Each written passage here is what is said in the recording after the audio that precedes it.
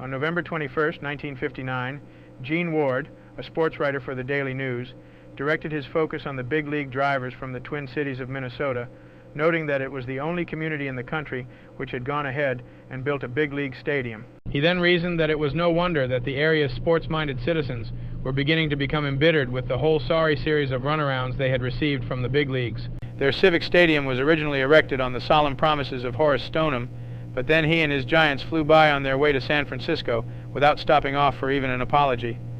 Then came the definite commitments, 3 in the course of 3 years, from Cal Griffith, president of the Washington Senators, all of them featuring a statement from Griffith that he had the permission of the other American League owners to make the move. However, it was on the most recent Griffith commitment that the local Metropolitan Sports Commission got smart.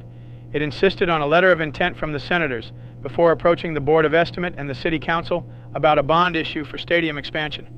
Finally, on October 21st, the Commission's chairman, Gerald Moore, flew to New York and told off a meeting of the American League owners at the Hotel Astor. Despite it all, there was still hope in some local circles that Griffith would still be able to swing the other owners in line, perhaps at their upcoming conclave in Miami, Florida.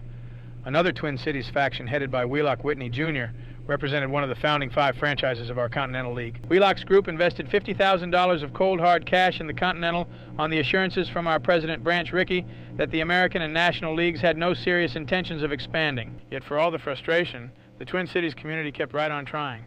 It had been wooing the Chicago Cardinals of the NFL for the past 2 years. It had also underwritten the club's 2 home appearances in the Twin Cities for the current season, which amounted to more money than the Cards would draw in Chicago for 3 of their 4 games in Soldier Field. Having since given up on the Cards, one big league or bust group was hoping for NFL expansion.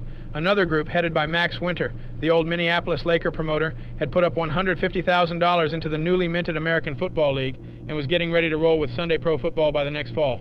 Meanwhile, back in Los Angeles, television actor and former minor leaguer Chuck Connors announced he was severing his connection as a director of the proposed LA Stars franchise, expressing doubt that our new league would ever get off the ground for operation.